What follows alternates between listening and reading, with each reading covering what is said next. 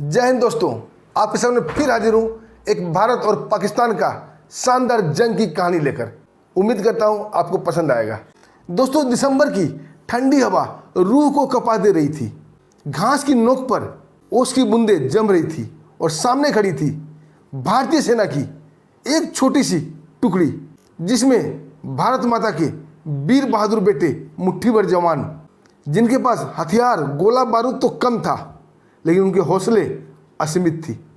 और दोस्तों, सामने खड़ी थी पाकिस्तान की 3 ब्रिगेड, यानी कि लगभग 8000 पाकिस्तानी सैनिक।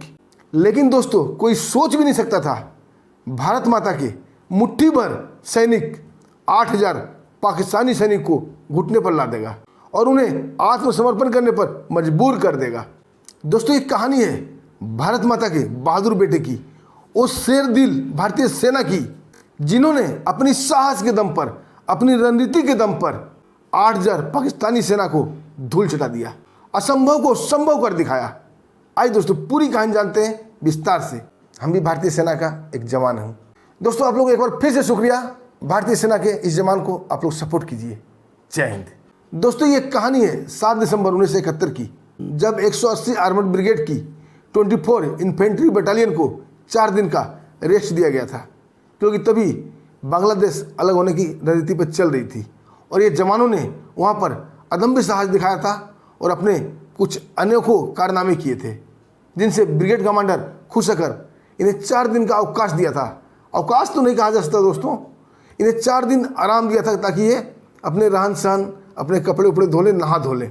24 इन्फेंट्री के जवान उधर ही जंगल में ही नदी के किनारे कोई नहा रहे थे, कोई अपने कपड़े धो रहे थे और थोड़ा फ्रेश मूड में थे। तभी दोस्तों, ब्रिगेड कमांडर की ओर से 24 इन्फेंट्री बटालियन के सीओ यानी कि कमांडिंग ऑफिसर PS त्यागी को फ़ोन आता है और उन्हें अगला टास्क दिया जाता है। दोस्तों, सीओ साहब जैसे ही ये टास्क सुनते हैं, अपने जवानों को फॉलो इन कर लेते हैं। सारे जवान जो नहा धो रहे थे पूरे भुचक्के हो जाते हैं और तुरंत जो जैसे हालत में था, तुरंत सीओ साहब के पास फॉलो इन हो जाते हैं। दोस्तों, कमांडिंग ऑफिसर सभी जवानों को बताते हैं कि कोर कमांडर को सूचना मिली है, पाकिस्तान की सिलहट जो क्षेत्र है वहाँ से 202 इन्फेंट्री बटालियन को हटा दिया गया है और ढाका की सुरक्षा के लिए उन्हें भेज दिया गया है और सिलहट का एरिया अभी खाली है और हमें मिला है आदेश उसे कब्जा करना है, इसलिए हमें तुरंत अभी यहाँ से कूच करना पड़ेगा। दोस्तों, जवान जोश में आ जाते हैं क्योंकि जान रहे थे वो एरिया खाली है, क्योंकि उस टाइम बांग्लादेश अलग होने की कगार पर चल रहा था और ढाका की सुरक्षा बहुत ज़रूरी थी और पाकिस्तान ये नहीं चाह रहा था कि पाकिस्तान टूटकर बांग्लादेश बने, इसलिए वो ढाका की सुरक्षा के लिए कई इन्फेंट्री बटालियन को भेज चुका था। अब दोस्तों, कोर कमांडर की ओर से आदेश मिला था तो सीओ साहब को मानना ही था। अब सीओ साहब प्लानिंग करने लगते हैं कि अपने जवानों को जल्द से जल्द सिलहट के इलाके में पहुंचा दें, ताकि कोई पाकिस्तानी सैनिक वहां आ ना जाए या दोबारा से वहां कब्जा ना कर ले। दोस्तों, इसके लिए तुरंत वो हेलीकॉप्टर बटालियन को फ़ोन करते हैं और हेलीकॉप्टर बटालियन के मेजर साहब थे मेजर मनी मलिक।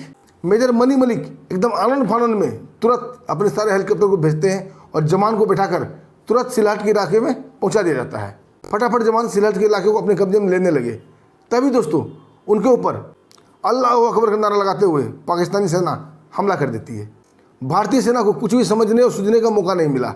वो हेलीकॉप्टर से कूदते हैं और ज़मीन पर लेट जाते हैं और जैसे ही पाकिस्तान की सेना बिल्कुल नज़दीक आ जाती है, क्योंकि उन्हें लगा था कि भारतीय सेना गोली से आहत होकर गिर चुके हैं, लेकिन भारतीय सेना में कोई भी हताहत नहीं हुआ था।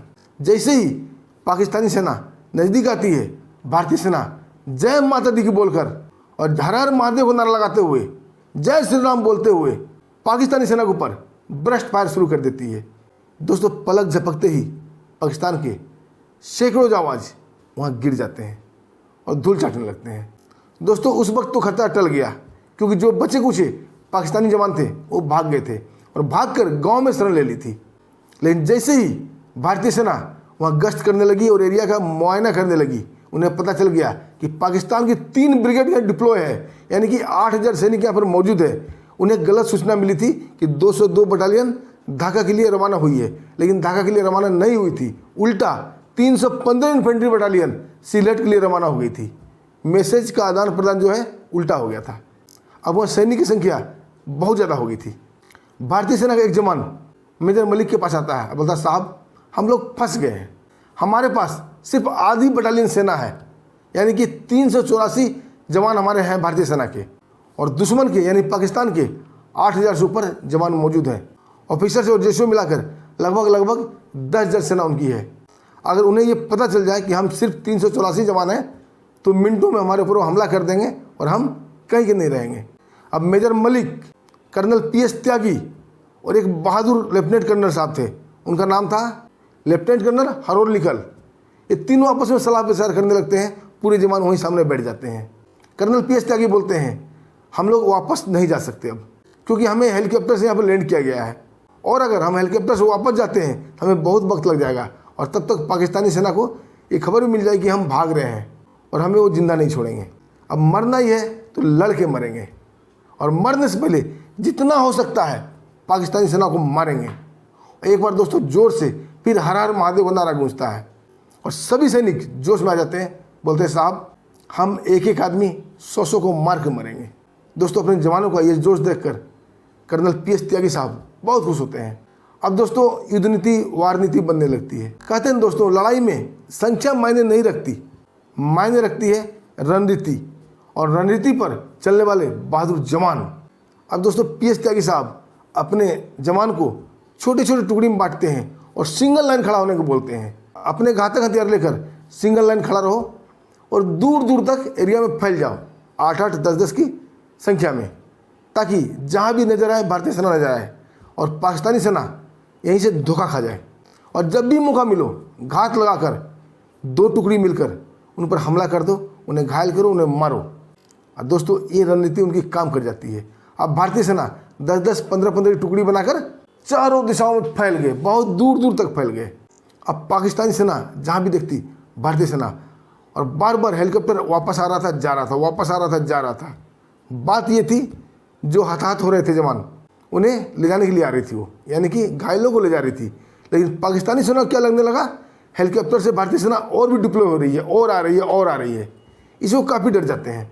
और दोस्तों भारतीय सेना इधर क्या करती है, 2-2 टुकड़ी मिलकर जहाँ भी पाकिस्तानी फौज कमज़ोर पड़ रही थी यानी कम संख्या में थी, वहाँ पर गुरिल्ला युद्ध छेड़ देते हैं, यानी कि बिना बताए हमला कर देते हैं, और जहाँ तक जितना हो सके पाकिस्तानी सेना को मार गिराते हैं।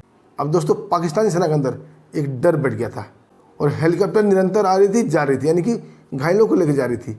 अब पाकिस्तानी सेना को लगने लगा कि यहाँ पर ब्रिगेड आ चुकी है, भारतीय सेना की ब्रिगेड आ चुकी है, और हेलीकॉप्टर से कई सेनाएं लैंड कर रही है, अब हम लोग नहीं बच पाएंगे। अब वो भी आइडिया लगाने लगते हैं कि भारतीय सेना में कितने जवान आ चुके हैं, लेकिन उनका आइडिया कारगर नहीं होता है, क्योंकि लेफ्टिनेंट कर्नल हरोल्लिकल साहब पहले ये समझ जाते हैं, और वो अपने जवानों को बोलते हैं कि यहाँ की जो सबसे ऊंचाई वाली चोटी है उस पर कब्जा कर लो। तो भारतीय सेना की जवान सिलहट के सबसे ऊंची चोटी पर कब्जा कर लेती है, वहाँ से पूरा एरिया वो देख सकती थी, और पाकिस्तान के सारी टुकड़ी पर निगाह उनकी जमी हुई थी। जहाँ भी उनकी छोटी टुकड़ी नजर आती वहाँ से इशारा होता, और भारतीय सेना उस टुकड़ी पर टूट पड़ती, उन्हें मार के ख़त्म कर देती। दोस्तों रात को जैसे ही पाकिस्तानी सेना बड़ी संख्या में वहाँ जमा होने लगते थे भारतीय सेना के ऊपर हमला करने के लिए, चोटी से इशारा होता था, और कई टुकड़ी मिलकर उस जमा हुए सैनिक पर एकाएक घात लगा के हमला कर देते, या तो वो मारे जाते या किसी गांव में भाग जाते। दोस्तों बड़ा ही गजब विडंबना बन चुका था। पाकिस्तान के 10,000 सैनिक थे और इंडिया के 300 सैनिक थे, लेकिन उनको समझ में नहीं आता है कि हो क्या रहा है। तभी दोस्तों नाले पे दहला, तभी दोस्तों सेनाध्यक्ष साहब सैम मानेकशॉ साहब वो वहाँ पर रेडियो में अनाउंस कर देते हैं कि पाकिस्तानी सेना चारों तरफ से घिर चुकी है, अगर जान और माल की सलामती चाहते हो तो भारतीय सेना के सामने आत्मसमर्पण कर दो, नहीं तो पूरी सेना मारी जाएगी, हम किसी के ऊपर दया नहीं करेंगे। दोस्तों आपने सैम मानेकशॉ साहब का नाम सुना होगा, बहुत रणनीतिबाज थे और बहुत बहादुर थे। 90,000 सैनिकों को उन्होंने ही आत्मसमर्पण करा दिया था, आपको याद होगा। और दोस्तों ये रणनीति वहाँ काम कर जाती है। अब पाकिस्तानी फौज अपने जान माल के बारे में सोचने लगती है और वो समर्पण के लिए तैयार हो जाती है। दोस्तों पाकिस्तान के 2 ऑफिसर व्हाइट फ्लैग लेकर समर्पण के लिए आ गए थे। लेफ्टिनेंट कर्नल हरोल्लिकल साहब और मेजर मनी मलिक साहब को ये उम्मीद नहीं था कि रिएक्शन इतना जल्दी हो जाएगा। अब दोस्तों वो आत्मसमर्पण लेने के मूड में नहीं थे, क्योंकि इसमें 2 बात हो जाती। अगर आत्मसमर्पण लेते और उन्हें तभी भी पता चल जाता कि भारतीय सेना कम संख्या में है, तो पासा वहाँ भी पलट सकता था, क्योंकि वो 8 से 10 हज़ार थे। इसलिए मेजर साहब अपने सीओ साहब से बात करते हैं और सीओ साहब ब्रिगेड कमांडर को तत्काल रेडियो पर बात करते हैं कि साहब ऐसी ऐसी दशा यहाँ हो गई है, पाकिस्तानी सेना जो कि 8 से 10 हज़ार के बीच है वो आत्मसमर्पण करना चाहती है, लेकिन आत्मसमर्पण लेने के लिए हमारे पास जवान नहीं है। अगर उन्हें ये भनक लग जाएगा हमारे जवान मात्र 300 हैं, मुट्ठी भर हैं, तो पासा पलट जाएगी। दोस्तों वहाँ से सिलहट से ब्रिगेड कम से कम 100 किलोमीटर दूरी पर थी। दोस्तों तत्काल वहाँ से ब्रिगेड कूच करती है और इधर मेजर साहब पाकिस्तानी अफसर को बोलते हैं कि ऊपर से हमें आदेश अभी नहीं आया है आत्मसमर्पण लेने का, तुम लोग शांति से हथियार डाल के ग्राउंड में एक जगह चुपचाप बैठ जाओ, अगर कुछ करने की कोशिश किया तो मार दिए जाओगे। दोस्तों पूरी पाकिस्तानी सेना जो लगभग 8,000 करीब थी एक ग्राउंड में चुपचाप बैठ जाती है हथियार डाल के। तभी दोस्तों भारत की ब्रिगेड आ जाती है और उनका आत्मसमर्पण ले लेती है। लेकिन जैसे ही पाकिस्तानी सेना को ये खबर लगती है दोस्तों कि भारतीय फौज सिर्फ 384 थे, उसमें भी कई हताहत हो चुके थे, यानी कि लगभग 300 फौज ने 10,000 पाकिस्तानी सेना को आत्मसमर्पण करने पर मजबूर कर दिया। दोस्तों काफ़ी शर्मिंदा होते हैं और हैरान भी होते हैं, क्योंकि दोस्तों भारत के जो बेटे होते हैं ना, भारत के जो सैनिक होते हैं ना, अपने देश के लिए लड़ते हैं, अपने जान और माल की क्षति नहीं देखते। एक बार भारत माता की जय बोल उठ गए, फिर पाकिस्तान हो या कोई और देश हो उसके पैर कांप जाते। और देशों में ऐसी बातें नहीं हैं। भारतीय सैनिक कभी पीठ नहीं दिखाते, मर जाएंगे लेकिन भागेंगे नहीं। दोस्तों दूसरे दिन जैसे ही रेडियो में ये प्रसारित किया गया और ढाका के रेडियो में, इंडिया के रेडियो में और दूसरे देशों के रेडियो में जब ये प्रसारित किया गया कि भारत की मुट्ठी भर सेना पाकिस्तान के 10,000 सैनिक को आत्मसमर्पण करा दिया, दोस्तों पूरी दुनिया में पाकिस्तान की थू थू होने लगी और उसी टाइम टूटकर बांग्लादेश बना। कहते हैं दोस्तों जो आत्मसमर्पण किया था पाकिस्तानी फौज ने, उसमें 173 ऑफिसर थे, 290 जेसीओ थे और 8,000 सेना थी। सब ने आत्मसमर्पण कर दिया था हथियार के साथ और भारत के मात्र 384 फौज थी। दोस्तों आपको क्या कहना है इस वीडियो पर? अगर आप भी भारतीय सेना से प्यार करते हैं वीडियो को लाइक कर दीजिएगा, चैनल को सब्सक्राइब भी कर दीजिएगा। दोस्तों फिर मिलते हैं एक ऐसी ही शानदार देशभक्ति सच्ची कहानी लेकर, तब तक के लिए जय हिंद जय भारत।